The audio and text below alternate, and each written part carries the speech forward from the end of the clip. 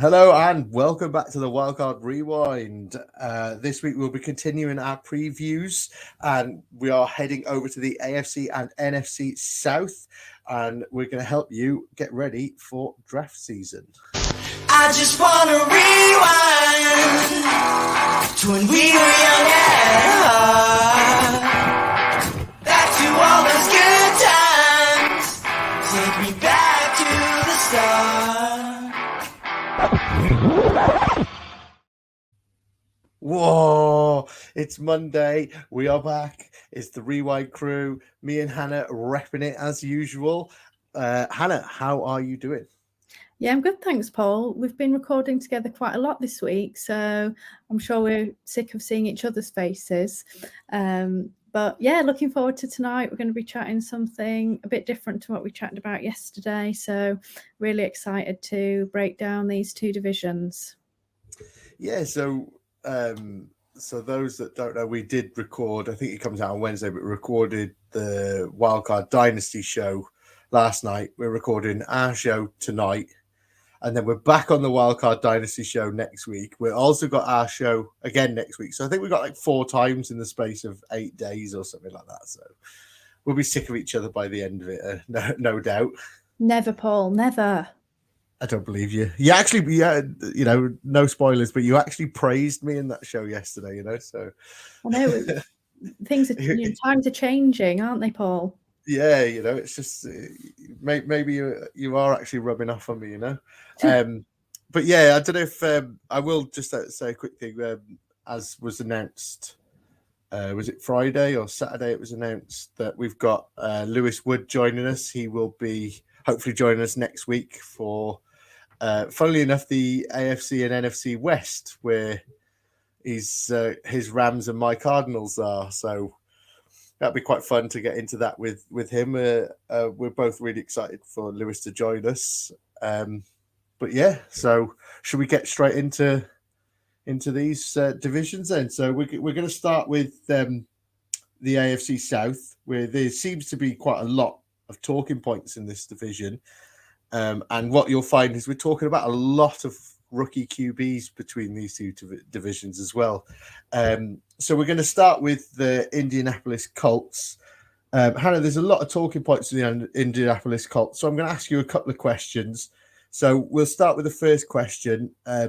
Where do you stand with Jonathan Taylor and sort of his outlook this season? Because there's a lot of things about contracts, and then he said he had back spasm injuries, and then he tweeted saying he hasn't got back spasm injury, an injury and stuff like that, and then it was an undisclosed ankle injury and stuff like that, and contract talks and everything. So what's your sort of view on Jonathan Taylor this season, and are you put off with drafting him as such? Do you know what? I'm not really, because I think, look, we've seen it a little bit with the other running backs that are kind of doing this hold out, hold in. So actually we saw today that J.K. Dobbins is going to finally report to training camp for the first time.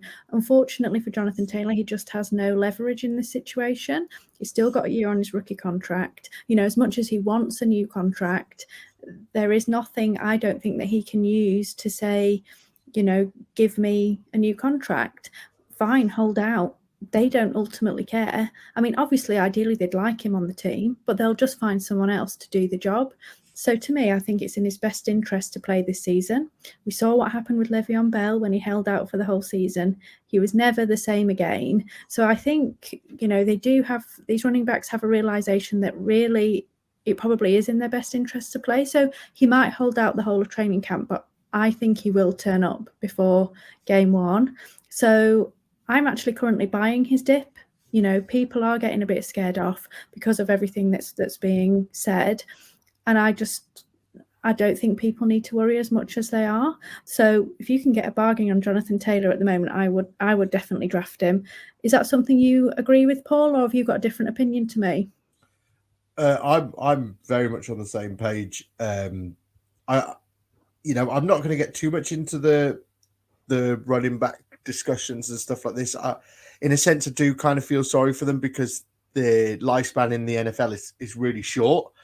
And it's been proven now there's quite a few running backs that have got that second big contract and then not done anything to prove that they deserved that or anything like that, you know. So I do feel for him, but I kind of agree with you that he will turn up for you know, not so much training camp, but he will turn up, he will play. I think the NFL put it in a few years ago that he'll get fined if he doesn't play, and if he holds out, they can fine him and stuff like that. But to me, at the moment, I'm just looking on Fantasy Pros ADP, and on Sleeper, he's going as the running back 6.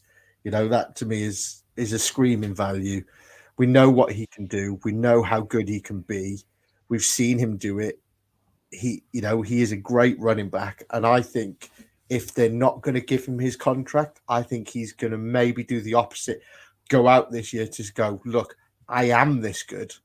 I am this elite running back. You need to pay me, because if you're not going to pay me, somebody else is going to pay me, because I can go and do this. So I think he'll potentially flip it on its head and go, look how good I can be, and play for that contract. But I'm with you that we're going to buy the dip. Yeah, I mean, I totally agree, Paul. Look, basically for him, it's a contract year, right? So he needs to go out there and show that he is worth the money that he is asking for. So if they don't give a contract this off season, you know, like you say, he's playing for that second contract, and we know that last season he had a down season, so people aren't going to want to pay for him, you know, based on that. So he needs to go out and have a good season. So if he plays, I agree with you, Paul. I think he's going to go out and play hard. He's not going to, you know, half-arse it, because he knows that money is on the line.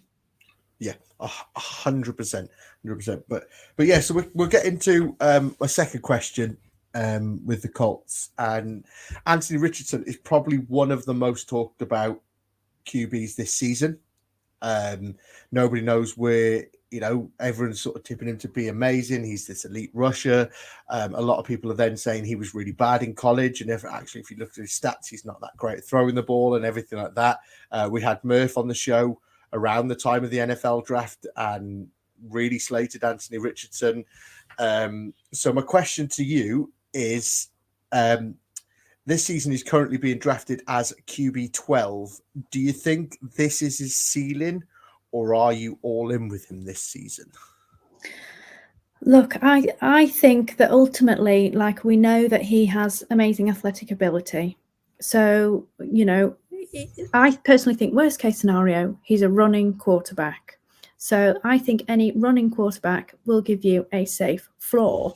So I think realistically, that's probably his floor. I think his ceiling is massive. You know, ultimately, I don't think it's great to compare with players, because each player is different. But just to help kind of give people an idea, you know, ultimately, I think we saw what his ceiling could be last season, and that was Justin Fields. You know, he was an immense rusher. He wasn't a great passer, but he still finished as a QB1.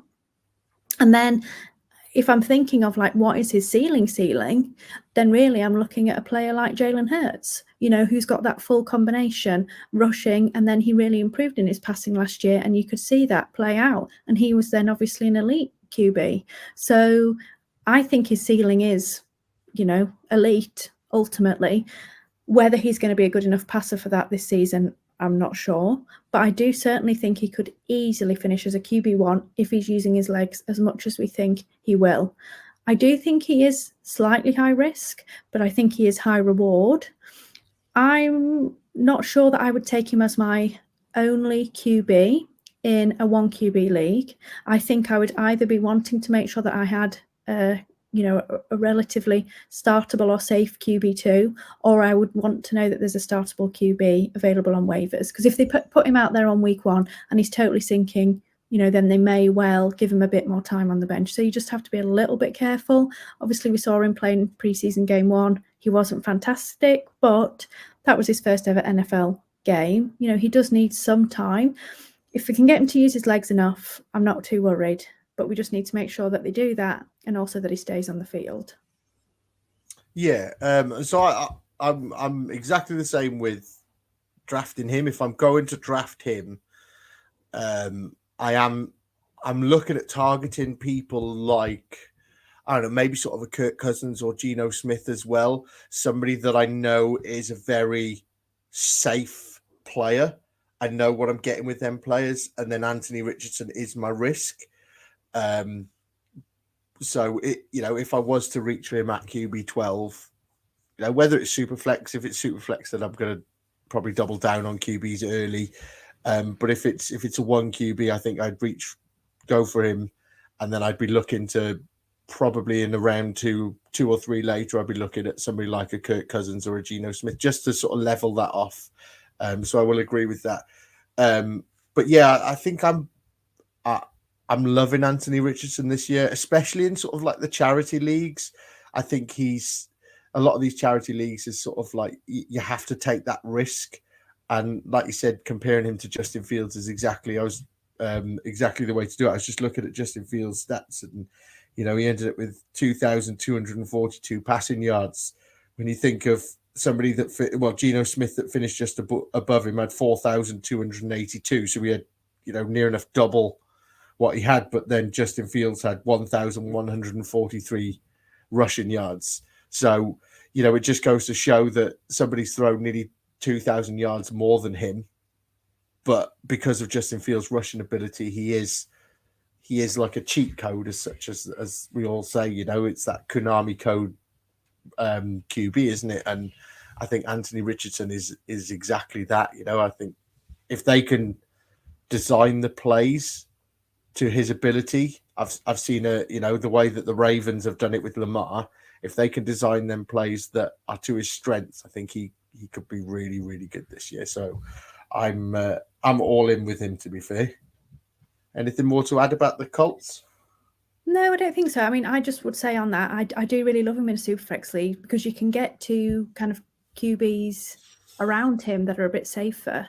But I mean, he's got massive upside. If he hits, then, you probably potentially could win the league, So I do really love him in a Superflex league where you do have kind of a bit of a safety net with your third QB there if he doesn't hit.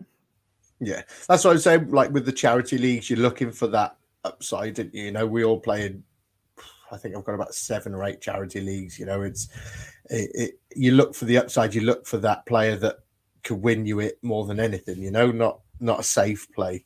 But yeah, so we'll go on to the Houston Texans, and we're going to talk about another rookie QB in CJ Stroud. He was highly talked about, and then he was basically everyone was out on him, and he was dropping down mock draft boards, and then he was back up, and he was taken by the Texans at 2 overall. What do you think is his outlook for the 2023 season, and who do you think is the main target at Houston? I added that one in there because that's a horrible question. Yeah, it is. It's a really horrible question. Look, he is a little bit different to Anthony Richardson because he's not, we know he can run. Like we saw it in, I think it was the Georgia game, wasn't it, in his last season at college. Like we know he can run and he can extend plays with his legs, but he's not an Anthony Richardson. They're not going to center a lot of the game around his legs. I mean, they might have the odd QB run in there, but it's not going to be as much of a focal point as Anthony Richardson. So in that kind of respect, I'm a little bit less interested in him because I do think his actual floor is lower because he won't have those rushing kind of yards and potentially touchdowns to fall back on. And, look, he is a rookie, so he is going to have some growing pains as he gets settled into the NFL. So I actually don't see a lot for him, for fantasy this season. I think he'll probably finish as a low-end QB2 in that kind of range. In a 1 QB league, I don't really have any interest in him at all. But in kind of a super flex league, as we get kind of down to where he currently is being drafted, he's kind of that area where it's like a Tannehill, a Baker Mayfield, kind of the lower dregs, then I would certainly prefer to kind of take a punt on him than take someone like a Tannehill and a Baker Mayfield where we know what we're getting. So I'm happy to kind of take him in a super flex league if I'm getting to that point and I need my QB kind of 2 or 3. Yeah. So I'm just looking on the ADP now, and the people going after him are Jordan Love, Jimmy G, Mac Jones, Tannehill, Sam Howell, Trey Lance, Baker, and then Ridder. And Yeah, I suppose that's probably around the people that I'd look at taking CJ Stroud. So Yeah, I mean, I'd probably go for Love over him, I think. Just because although he hasn't played that many games, he's been around the NFL a little bit more. I know that he wasn't he was still a first round pick, but obviously he wasn't as highly touted as CJ Stroud. But I do think he's just, although the offense will be new because, Aaron Rodgers is gone and they're trying to kind of figure that out a bit, he's a little bit more bedded in to the NFL. And I think his upside potentially is a bit higher this season. Now, next season, I might change my mind on that, obviously, depending on how they've played this season. Yeah. Agreed. So who do you think is his main target? Look, I think ultimately you can say none of them, Ultimately, I'm not sure how much it really matters because I don't think they're going to be fantasy relevant enough on a weekly basis. Now, I'm happy to actually take a punt on any of them. Well, probably mainly Nico Collins and Robert Woods, although you could try Mechie in a best ball league.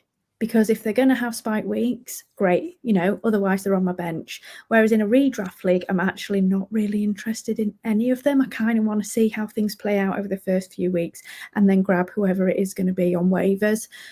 Ultimately, I think it's probably going to be Nico Collins, but difficult to know. I think if Robert Woods is healthy enough, like he is reliable, so I wouldn't be wholly surprised if it ended up being Woods, What do you think? To be honest, it's a shit show there. To be honest, it really is, and I 100% agree with you. Best ball, I think if you're going to take CJ Stroud, I think you'd take a couple of them to have that sort of stack, and you've got that sort of link up. But yeah, I'm with you that redraft, you just don't know who it's going to be, and you wouldn't feel confident putting any of them in your flex spot or anything like that. So yeah, I'm pretty much out on all of the Houston Texans. But speaking of difficult wide receiver rooms to work out, we're going to head over to the Jags. In 2022, the Jags handed out quite a few big contracts to Christian Kirk, Zay Jones, and Evan Engram, and they also brought in Calvin Ridley. I actually really like this receiving core, but who do you think? Who do you target more in the drafts? Okay. I mean, I am genuinely really quite excited for the Jags offense this year because I think Trevor Lawrence is going to take another step forward. We saw by the end of last season, he really was starting to feel comfortable and confident. And I think that's only just going to continue. But for me, my target in this wide receiver room is 1000% Calvin Ridley.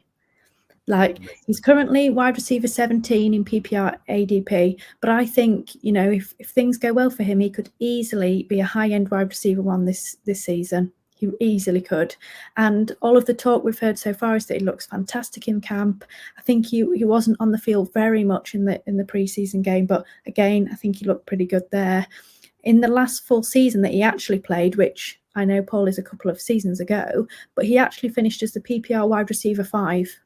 And I think he could quite easily do that again because I think this Jags offense is going to be pretty potent. And I know he's going to be the wide receiver 1. He's got the talent. I don't think he's lost a step. Based on everything that I've heard, I genuinely don't think he has lost a step. So Calvin Ridley is my guy. Just quickly before I find out what you think, Paul, just to mention the other couple of wide receivers, I actually think Christian Kirk is slightly overpriced, and that's something I have thought over the majority of the off-season. Although we know, and as I just said a minute ago, that they probably could become really potent, and he may well pay off his ADP if he plays as a wide receiver too. There's just something about him I just feel a little bit less confident about. And then obviously in this first preseason game, he was coming off the field in 2 wide receiver sets, which is also a little bit concerning. Now, it might be nothing. It might be like, let's just try a few configurations out and see what we like and what works. And it might be that actually he ends up being the wide receiver 2 when it comes to, the season. But I've already thought he's overpriced. I don't have that much of him. And then that just made me kind of take a little bit of a step back. Zay Jones, I actually have no issues with drafting him at his current ADP because, he's so far down there. I can't remember what round he is, but he's in one of the lower rounds. You know, he is going to be probably boom bust. So I would prefer him on best ball, but I don't mind taking a punt on him because he's pretty cheap. What are your thoughts on this room, Paul? I don't want to sit here and go, oh my God, Hannah, I completely agree with you again, but it's hard to disagree with you. Zay Jones is currently drafted as wide receiver 61. You know, again, you're not to draft him at that point. You're just sort of going, okay, if he hits, he hits. If he misses, he misses. You know, he's wide receiver 61. He's probably not going to be somebody that's in your lineups week in, week out. He's probably going to be a bye-week cover, maybe. You know what I mean? He's not going to be much more than that. So I'm happy drafting him.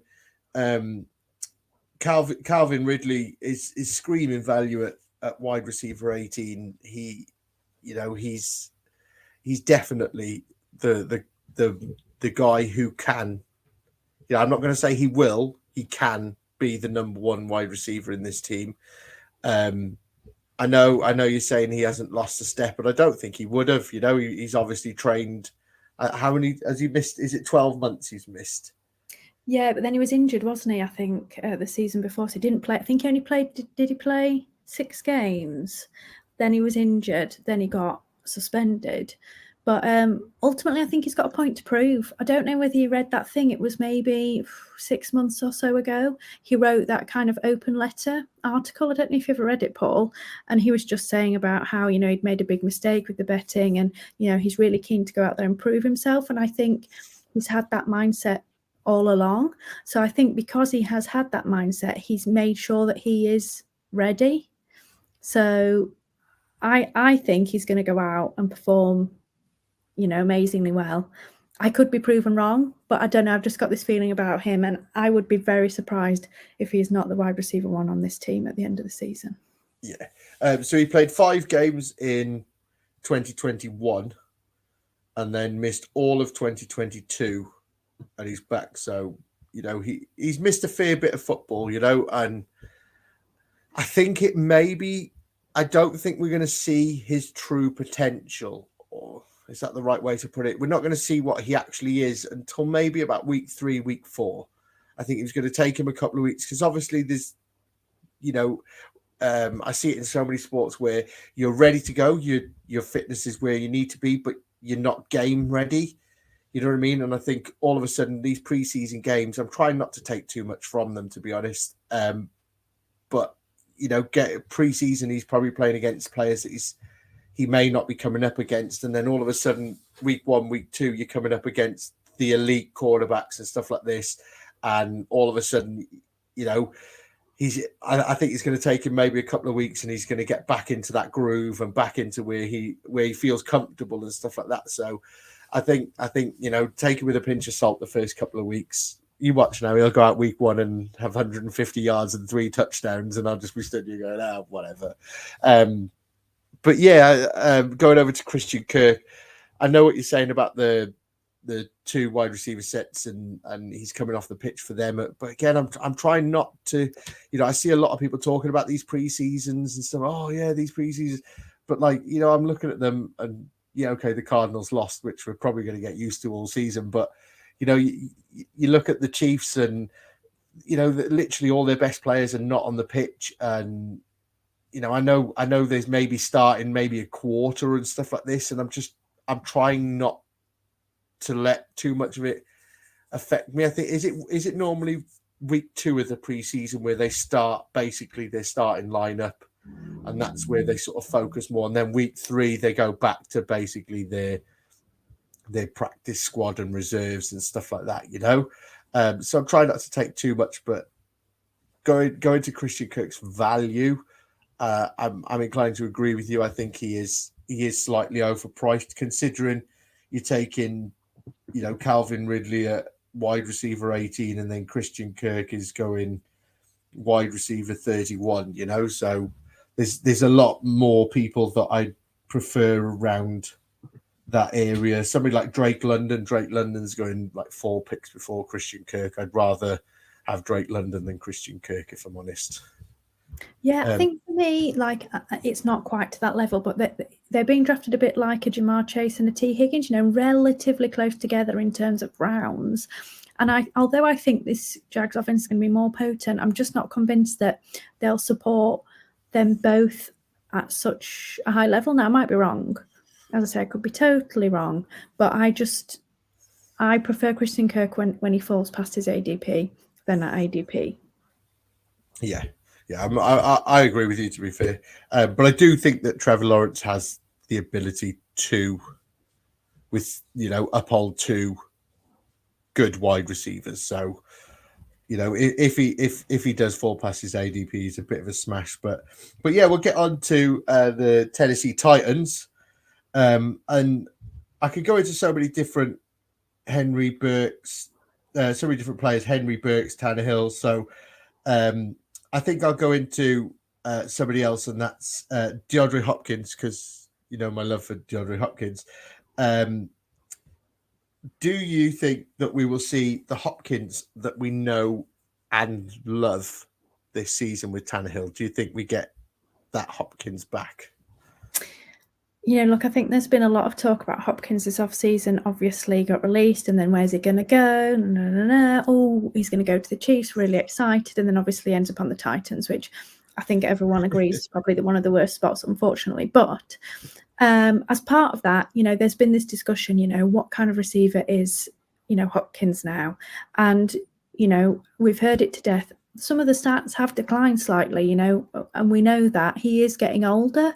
But to me, he continues to be one of the best wide receivers in the game. And I think he is so professional that he knows now how to cover up his flaws. He knows that he's not quite the receiver that he once was. And I think he is able to play his game in a way that he's still able to be that dominant wide receiver. So, ultimately, I'm confident that he is going to be the wide receiver one on this team. My concern actually is the offense is on, because we know that they're going to want to be run first. That's kind of always how they've played it. So I think he's still going to be fantasy relevant. But obviously, there was that period of time when he was a free agent and he was being drafted really high, around Calvin Ridley, area. And I think ultimately he's not going to reach that just because of the offense he plays on. Now, obviously, we know that AJ Brown was a pretty good wide receiver while he was on the Titans, but he was super efficient, and I don't know, I just don't think Tannehill's quite as good as he was. So I'm not feeling wholly kind of optimistic that Hopkins is going to be wide receiver one, but I still think we're going to see some elite play from him, Yeah, watching DeAndre Hopkins the last few seasons, he does this thing where he's not in a game and you're like, oh my God, what's going on with him? What's going on? And then all of a sudden this pass will come and he's in double coverage and somehow he catches the ball and comes out with it. And he's just going, oh my God, I love this guy. This guy's amazing. He's, you know what I mean? And I suppose that's exactly what you're saying. He's found a way to cover up the bad parts. And then somehow you just see this one player, just, I love him. He's amazing. And I'm excited to see what he does on this Titans offense, to be fair.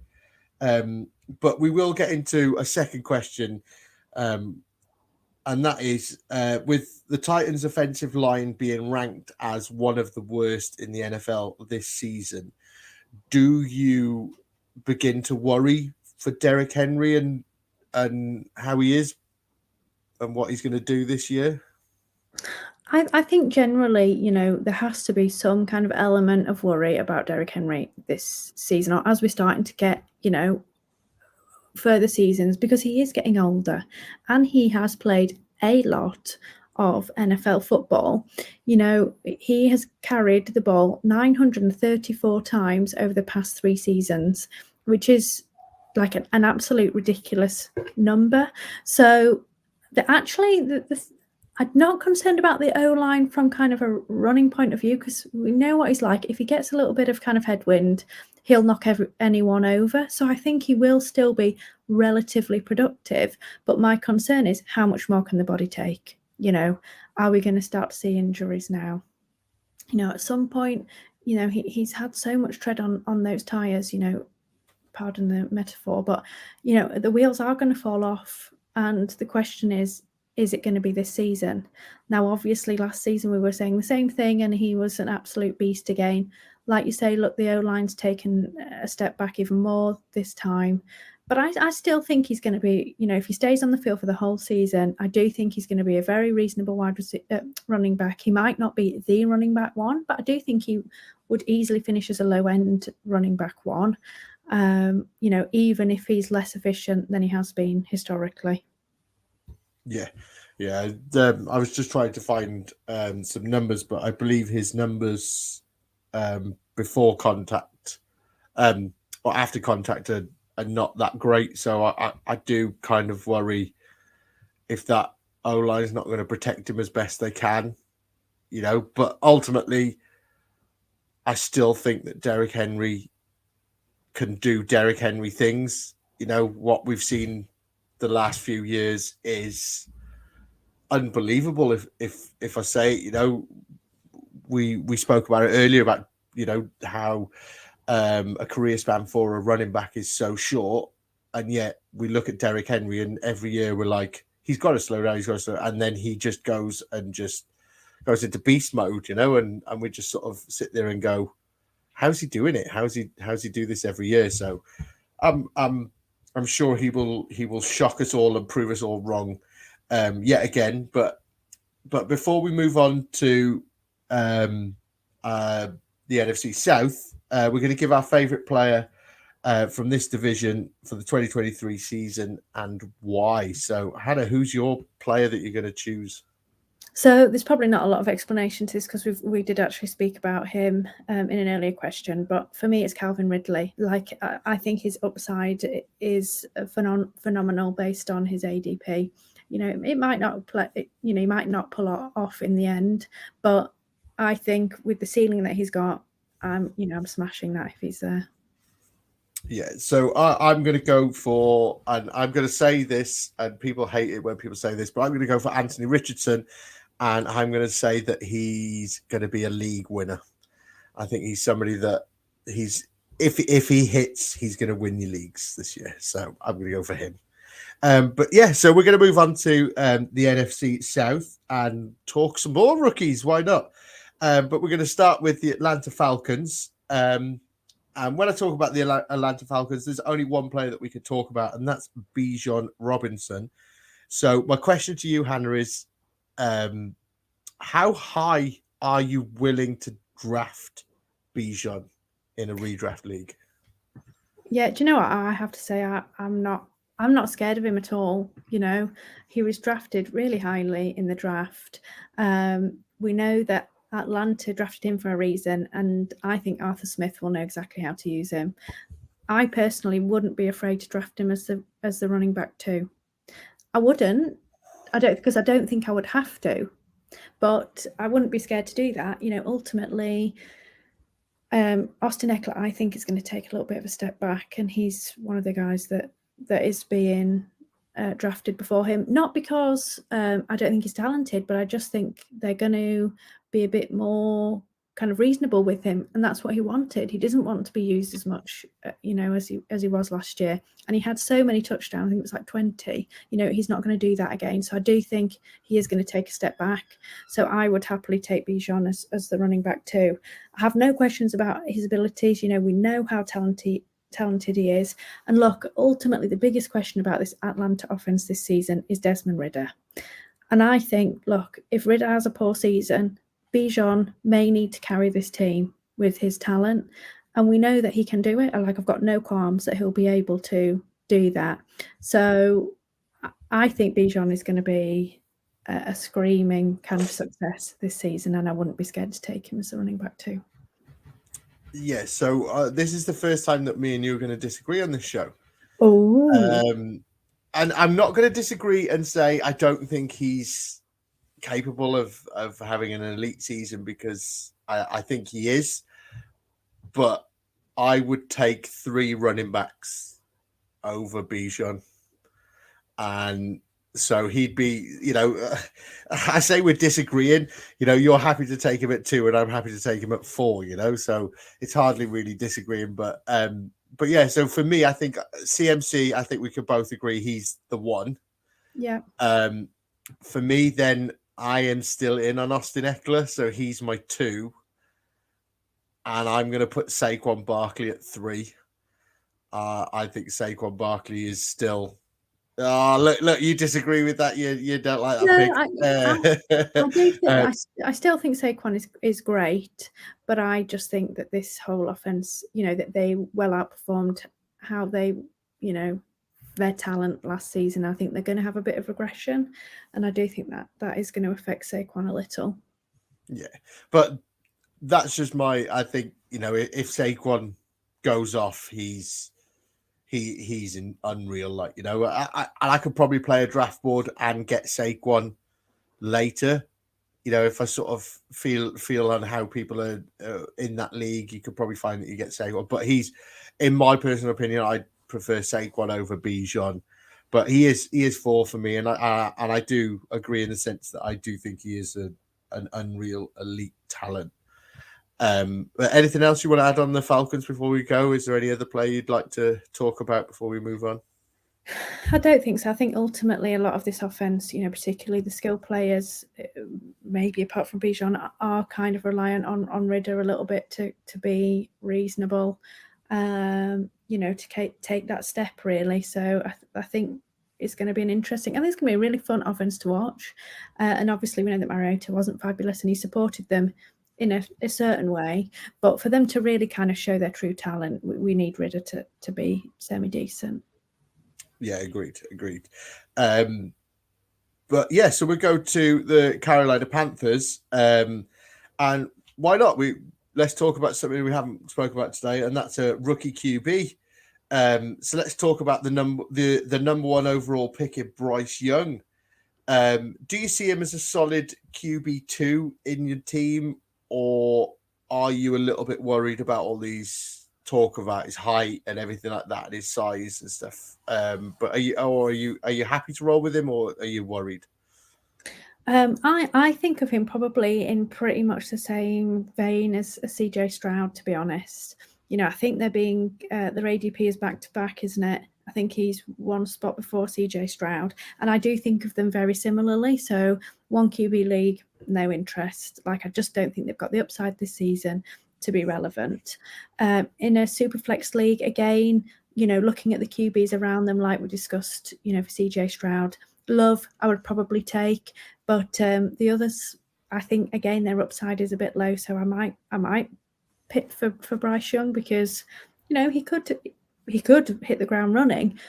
Obviously, there is the kind of the height risk does make him potentially more kind of at risk of injury. So, I would make sure that I had a suitable, 3rd QB, whether I drafted them before or after, doesn't really make a difference. But I would just make sure that I would have a suitable guy on the roster as well. But I wouldn't, as I say, I wouldn't be against drafting him, but I'm not going out to target him. I probably would much rather just see what he does this season. Can he stay healthy? Is he suited for the NFL?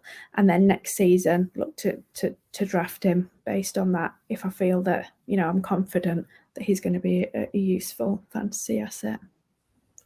Yeah, I'm inclined to agree with you, to be fair. And I don't think either really screamed to me in redrafters like, oh yeah, this is, like Anthony Richardson, you're excited about him. I'm excited to see what he can do. I'm excited to see how he's going to run the ball and everything like that. And see, CJ Stroud and Bryce Young, they're not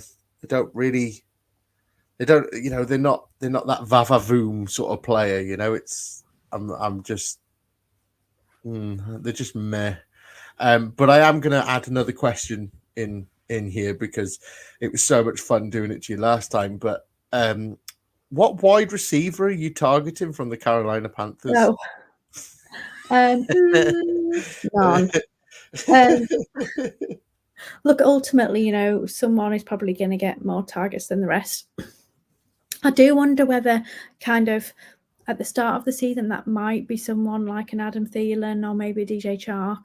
And then I think maybe as the rest of the season progresses, we'll start to see a bit more from Mingo as he gets settled into the offense. Look, they drafted him, so they want him to be part of the offense longer term.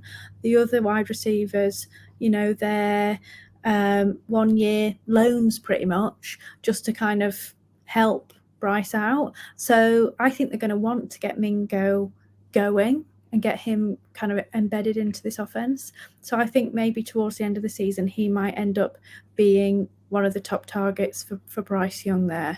So again, I just think it's a bit of a mess, to be honest. And I can't see anybody kind of grabbing that job and keeping it for the whole season. So again, they're being drafted so low that I might take a punt on someone, in the best ball league, but I have no interest in a redraft. Yeah. So I know one that you don't want, and that's get off the Terrace Marshall, because I believe he was carted off, wasn't he? Was it training? He was carted off. I can't remember when I seen that. It was recently. But I think I want to quote Ali here and just sort of, I want one of them just to say that I've got a piece of it just in case. And I think Mingo's probably the guy that I would. If I was going to take Bryce Young, I think I'd probably take Mingo as well, just to say, do you know what? If it does pop, I've got it somewhere, just to say that I have more of a best ball thing than a normal redraft. But I think I'd have it just to say that I have got it. But anything else you want to talk about on the Panthers side of things? I don't think so. Look, I'm not wholly excited, from an offense point of view this season. I think they'll be a bit more kind of exciting and fantasy kind of friendly next season. Yeah, definitely. But let's move over to the New Orleans Saints, where there's plenty more people we could talk about here. So Chris Olave last year was an incredible rookie. Are we expecting more as a sophomore? His ADP of wide receiver 12 seems like great value at the moment. Would you agree with that?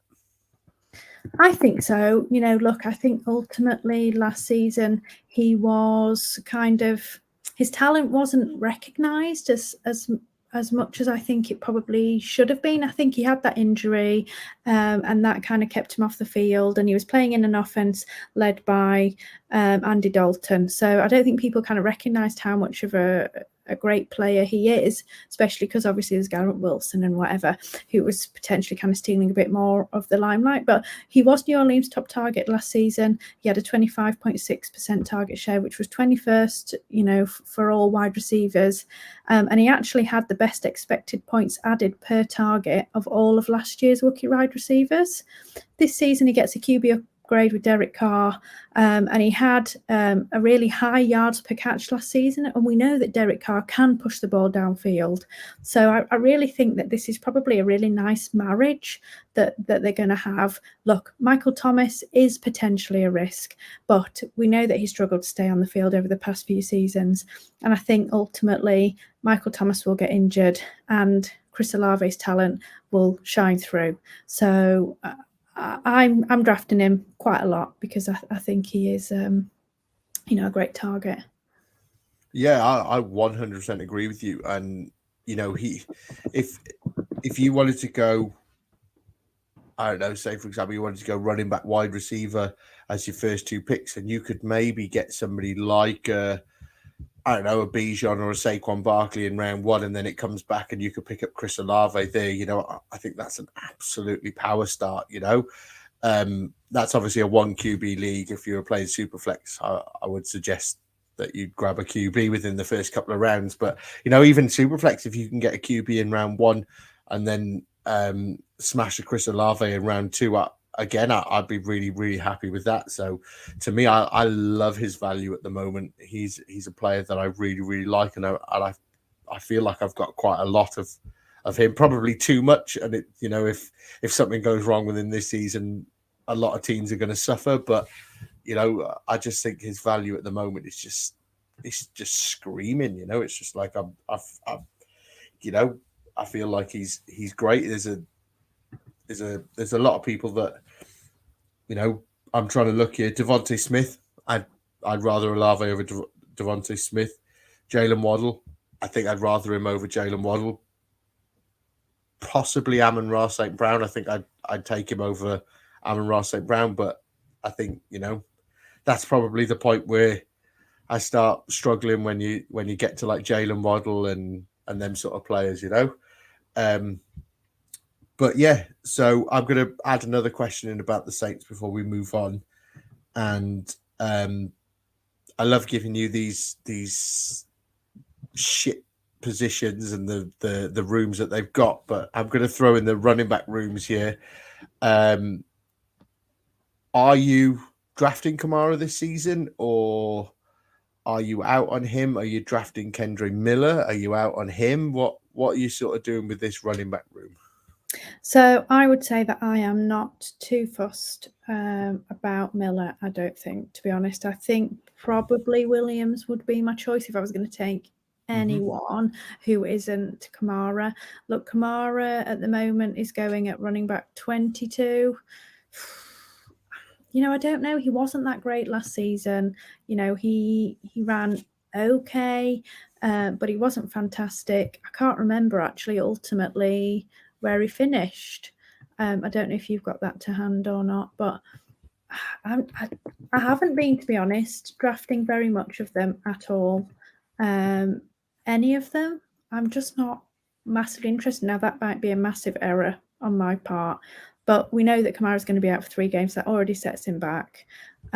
So he finished as running back 18, which is okay. Like, you're drafting them at 22, and we already know that he's going to be missing 3 games. So I think personally that's drafting him at his ceiling. So I'm not. To be fair, he missed 2 games last year, and 1 game where he only got 1 point. So I suppose that's like 3 games out, isn't it?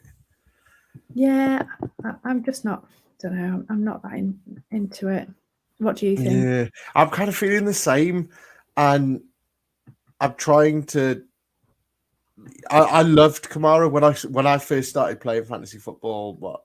2016, 2017. He was obviously one of the players that it was like, oh, Alvin Kamara, he's up there amongst the best running backs and stuff. And I've had a lot of seasons where I've drafted him and stuff like that.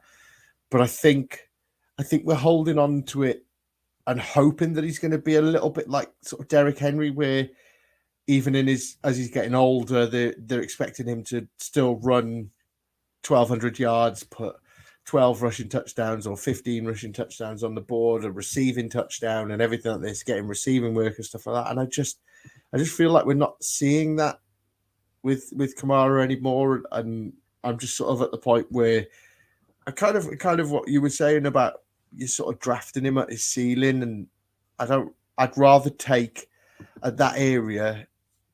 I'd rather take a punt with somebody else that, maybe a younger running back that could go off instead of an older running back that's going to miss 3 weeks. I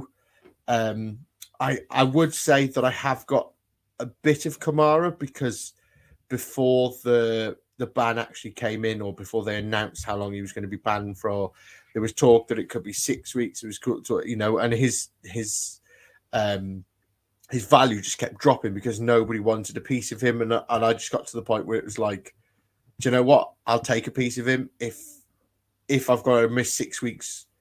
If I've got to keep him on my bench for 6 weeks, I'm quite happy to leave him there, and then he can come back after 6 weeks. So I probably got him as, say, I don't know, running back 35 or something like that, because nobody wanted him. But actually, I've got him at running back 35, and in 3 weeks into the season, week 4, he's coming back, and I've got a running back, So, but yeah, I think I'm kind of with you. With Jamal Williams is probably the guy that I'd probably take if I was taking one of the Saints running backs. But is there anything else you want to talk about with the Saints before we move on to the? Not really. I mean, I think that ultimately Derek Carr's probably going to be better than a lot of people think. I think he is criminally undervalued, and people sorry, have you seen that picture of him? The picture of the 2022 Derek Carr and the 2023 Derek Carr. No, I haven't. Somebody's been going to the gym. Oh. He's now like buff pumped man. Up and ready. Yeah. He's put a bit of muscle on. I give him that. So, but yeah, I'm excited to see what Derek Carr does here. But yeah, so we'll get into the Bucks, and it's a simple question. This one I will ask you all, but it's a simple question: who is the starting QB for the Bucks? Look, again, for fantasy, I actually don't really care, to be honest. I don't think either are going to be like decently fantasy relevant, and I think even if whoever plays, I think they're going to be pretty even in their value for the skill players. Neither of them are going to be fabulous. We all want those skill players to do well, but I just don't think he's going to be that. Either of them are going to be that great or going to be better than the other, really. I think Baker's probably going to get the start, if I'm honest. But whether he can keep the job for the whole season, that one I'm not sure about. But look, they haven't got many options. I don't think either of them are great. We're just going to have to see, how it plays out. I do feel a bit nervous for all of these Bucks skill position players, but they've got what they've got.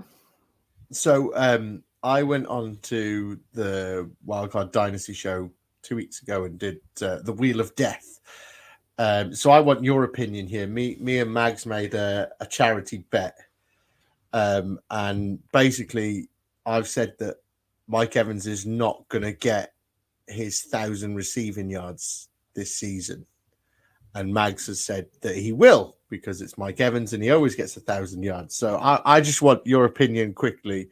And remember that I'm your co-host and I'm your favorite, but where do you stand on this? Do you think he gets over his 1,000 yards this season? I think it's at risk. I agree, Paul. I think there's a chance he doesn't this season, if I'm honest. I do. Yes. So we could be totally wrong here, Paul. Like you say, he always does, and he's had some terrible quarterbacks in his time. So he might well do, but I don't know. I've got a feeling that he's not going to this season. You say terrible quarterbacks, but he had Jameis Winston for a couple of years, didn't he? And yeah, Jameis Winston was not a great quarterback, but man, he used to put up yards. He'd sling the ball. He'd sling it a lot to the defense, but he'd still get the ball out and he'd still throw the ball a lot. So, excuse me. I am worried for him this year. I think Baker Mayfield is not a good QB, I think, and like you said, I think the QB room there is a bit of a mess. But I think Baker is probably the better of the QBs in that room. So I'm inclined to agree with you. So I'm going to ask you another quick one before we get on to our players. How do you feel about Rachaad White this season? Are you? I think that he has a chance of doing pretty well if he keeps the starting job. Look, volume is king, and he's a great passing down back. So if he gets the receiving work and he's getting the majority of the rushing work, I think he could work. Like, I know the team isn't fantastic, but the airline's a little bit better, hopefully, with Jensen back, and they've tried to redevelop it a little bit. So I'm not against drafting him, I'm happy to take a punt on him because I do think he has quite a high ceiling, but whether he meets that or not. Yeah, so I'm just looking, he's currently going as running back 28 on Sleeper ADP, and I'm like, wow. People are drafting like backups before him. You've got both the oh no, I thought you had both. You've only got one of the Green Bay Packer running backs, but you've got David Montgomery going, so you've got both the Lions running backs. You've got Isaiah Pacheco going. I'd probably take him over him. You've got DeAndre Swift. There's a bit of talk about him not really looking too great in camp. So I'm quite excited about what Rachaad White could do this year, and I think he's somebody that could be a screaming value, sort of like later on in the season. But yeah, so with that, we're gonna find out who your favorite player from this division is for the 2023 season. I feel like I've been a bit boring this week, actually, because I've again said another player that we've discussed already, but I really like Chris Olave this season. I think he's going to show everyone what a talent he is and how he can be the wide receiver one and continue to be the wide receiver one on this offense and actually come up as a wide receiver one in fantasy as well. So I'm going to say Chris Olave. Yeah, it's a shame because I was going to pick him, but I let you have first choice. So I'm going to go to the Falcons, and I'm going to say that Drake London's going to actually surprise people this year. I'm quite excited to see what he can do, and I think he's going to do a lot better than what we think he's going to do. And like we said about the Falcons, I think I'm just quite excited to see what they are as a whole, and I'm excited to see what Drake London can do. But any final thoughts on the AFC and NFC South before we go? I don't think so. I think we've covered most bases, haven't we?